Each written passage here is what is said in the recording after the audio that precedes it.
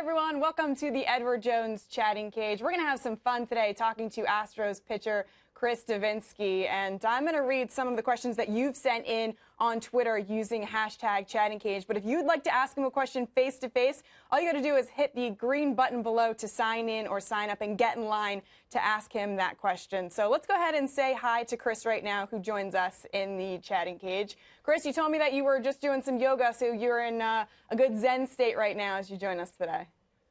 Yeah, how's everybody doing? Yeah, I'm feeling nice and mellow right now. Just got done with a yoga session, so ready to go. All right, sounds good. Maybe we can amp up the energy as we get some fan questions here. This first one comes from Logan Johnson on Twitter, and we're going to jump right into it and ask you about your nickname. How did you get the nickname Devo the Dragon? Back in 2015 in Corpus Christi, manager Rodney Linares came out to a mound visit. I was deep in an outing, probably like the 6th or 7th inning, and you know, he comes out there and he tells me to unleash the dragon, and you know, I made that final out. I finished strong, and you know, ever since that, he was calling me the dragon. He was writing it down on the lineup card, and it's kind of just stuck, you know, everywhere I've gone. You know, Devo is just short for my last name. You know, I've had that since high school, and you know, everywhere I go, people call me Devo, but you know, Devo the Dragon together, that's a good ring. Yeah, that's a pretty good one, and one of the fiercest nicknames in the majors. It's a lot of fun. By the way, you had that bobblehead with the Game of Thrones theme, and it tied in the dragons. Carol Sherman wants to know, do you have one of those bobbleheads, and where do you keep it? I have quite a few of them. They're basically they're actually in storage right now. I won't tell nobody where the exact location, so you guys can break in. But yeah, they're in storage and they're just hanging out till you know the time is right where you know I display them somewhere. I've given a few to family and buddies back home, but you know I thought it was awesome what the Astros did for me like that with that bobblehead, and you know something I'll always cherish. Yeah, good. I'm glad you're keeping them safe from any of the thieves out there, but the people that need to have them do. That's good. Hey, Chris, we got a fan here who wants to ask you a question. Hey, what's your name and what's your question for Chris? Hey, I'm Addison from Texas, and I was wondering, who was your favorite player growing up? What's up, Addison? My favorite player was actually I was a shortstop back in the day, so it was Derek Jeter. Nice. Yeah, I love watching him with the Yankees, yeah. What was your favorite thing about Derek Jeter? You know, just the way he went about his business, the way he played the game, you know, really hard. You know, it was like every time there was a big play, you know, he was a part of it. So, you know, just seeing that, you know, I really like that. Hey, by the way, my producer just told me that it's Derek Jeter's birthday today. You want to give him a birthday shout out? Yeah, happy birthday, DJ. Pretty cool. Hey, we're going back to Twitter here in the Edward Jones Chatting Cage. Our Nickens4 said he was watching the Astros game the other day and noticed that Alex Bregman came out with a mustache and then didn't have a mustache about an inning later. Any chance that you would shave mid-game if you felt like it would actually help your game? You know, I don't think so. You know, I'm gonna whatever I got, I'm gonna ride with it for a while until you know I feel like the time is right. But you know, power move by Breggy there by doing that. What was the reaction, you know, there in the bullpen or when you guys were watching the game and you see that, you know, 1 second he looks one way and the other second he's different?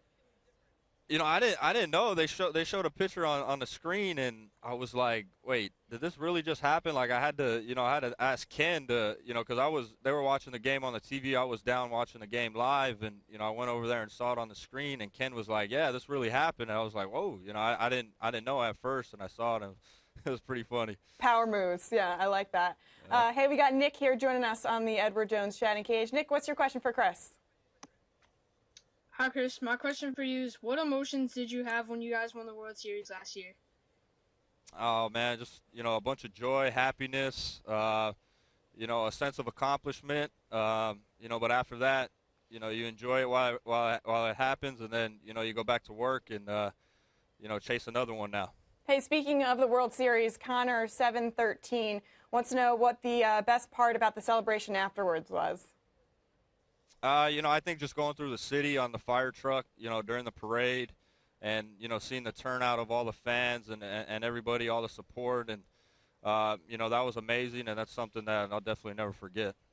All right, so you had the chance to not only, ride the fire truck there, but you've met with the fire department, and I know it's a big passion of yours.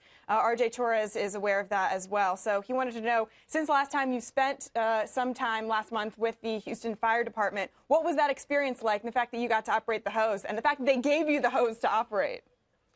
Oh, I mean, it was fantastic. There's a lot of respect to the firemen, throughout the city, and especially at Station 47 for letting me, put on their gear and show me everything they go through on a daily basis. And, that hose has a lot of pressure, and, it takes a strong man to hold that. And like I said, a lot of respect to them and, for keeping our city safe and, helping everyone out there. Yeah, pretty cool to see. You held your own with that hose, so I thought that was that was nice. You did a good job. All right, M. Flaherty 90 said, speaking of last year's team and this year's team, how have you maintained your success, going from last year to this year?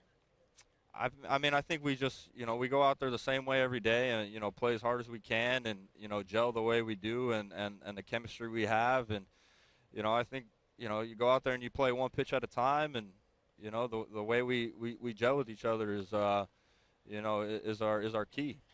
Hey, Chris, let's do the EDJ question of the day, and we're getting closer to the All-Star break here as the All-Star game is going to take place in D.C. What do you remember the most from your All-Star appearance last year?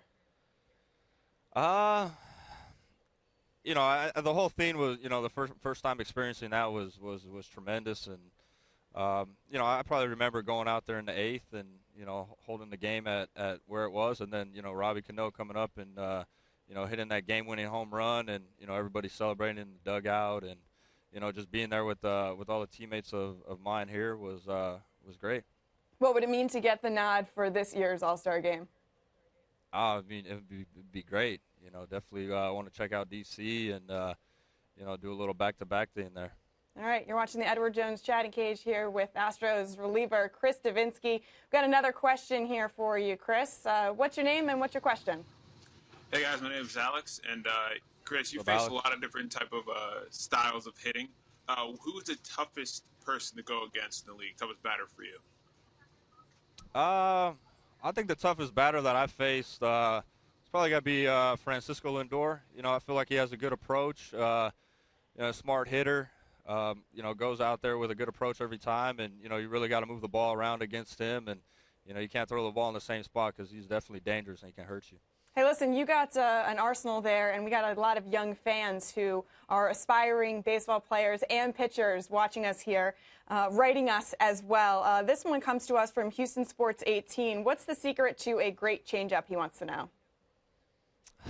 Secret to keep throwing it, trust the grip, throw it with good arm speed like it's your fastball. And like I said, always trust it. All right, great advice. Patrick M67 comes through with another good one. How do you deal with high-pressure situations when you're pitching late in the game? Breathe, breathe, try to stay calm. Yeah, focus on one pitch at a time. That's where yoga comes in, right? That's right, get that zen going. That's right. All right, this one comes to us from John Olson 9 on Twitter here in the Edward Jones Chatting Cage. This was pretty interesting, Chris. I saw this come out the other day. Dallas Keuchel posing without any clothes on for a body issue in a sports magazine recently. What was the reaction in the clubhouse when that came out? It's pretty neat, something different. And, kudos for Dallas to, have the courage to do something like that. And, there's been plenty of those magazines out there, and I think it's pretty neat. If you were asked to participate, would you participate? I'm game. There you go. All right, so they know they can call you up if they're interested. Sounds good. Hey, this one's from Deanna L15. What do you do in the early innings of a game when you're waiting in the bullpen? If you've got the starter in and you guys are all there back in the pen? No, just watch a game, keep it loose, sign some autographs for the fans out there, do a little bit of mingling with the fans. They're out there, they're hanging out with us, and keep it loose, and then, watch the game, and when it's game time, you start locking in around the 4th, 5th. Guys have different routines, but, like I say, keep it loose. All right, sounds good. Chris Devenski, Astros reliever. Hey, listen, I really appreciate you joining us, and so do all the fans, and we'll see you soon. Good luck this season. Okay, thank you. Thanks, Chris.